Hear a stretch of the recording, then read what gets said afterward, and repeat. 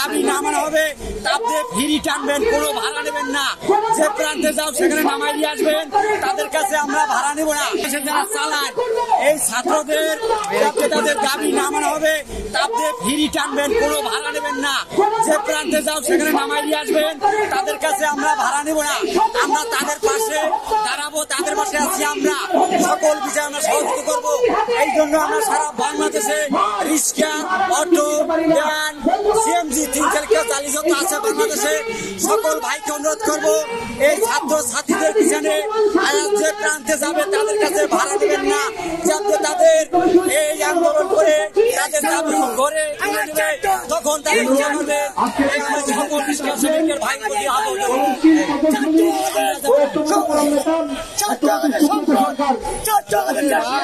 দেখেন কিছু হলে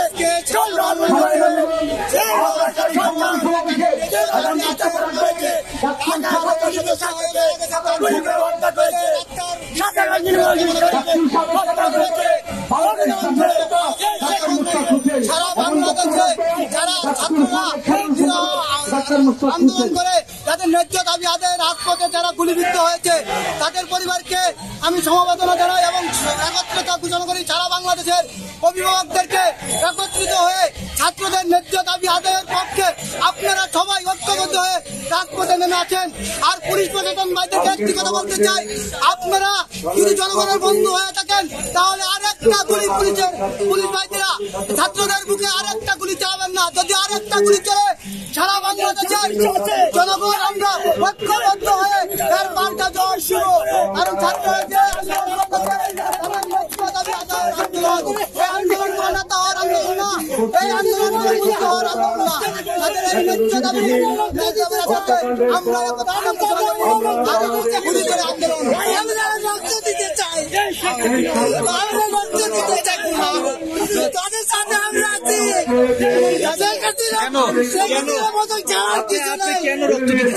আমি তাদের জন্য ছাত্রদের কিভাবে হত্যা করা হয়েছে, যেভাবে পুলিশ প্রশাসন যেভাবে হত্যা করেছে, গুলি চালাইছে নির্মমভাবে, তাদের কি ভয় নেই? তাদের সেক্ষেত্রে কারণে প্রতিহিংসার কারণে তাদের গুলি চালানো হয়েছে ক্ষমতা ব্যবহার করে। কারণ এই সরকারের কাছে জনগণ কিছু আশা করতে পারে না।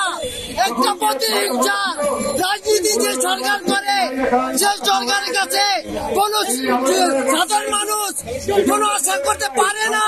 আন্দোলন পুলিশ দিয়ে আন্দোলন বন্ধ করা যাবে না, গুলি করে আন্দোলন বন্ধ করা যাবে না। আমরা চাই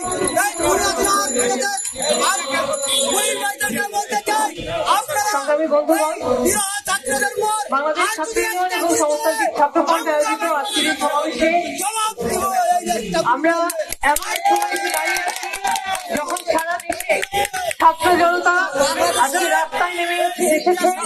সারা বাংলাদেশের মানুষ তাদের সাথে রাস্তায় নেমে এসেছে এবং আমরা দেখছি যে কিরকম একটা উত্তাল পরিস্থিতি বাংলাদেশে তৈরি হচ্ছে। দীর্ঘদিনের জমে থাকা ভঙ্গীভূত ক্ষোভ, সেই ক্ষোভের বিস্ফোরণ আমরা রাস্তায় দেখতে পেয়েছি।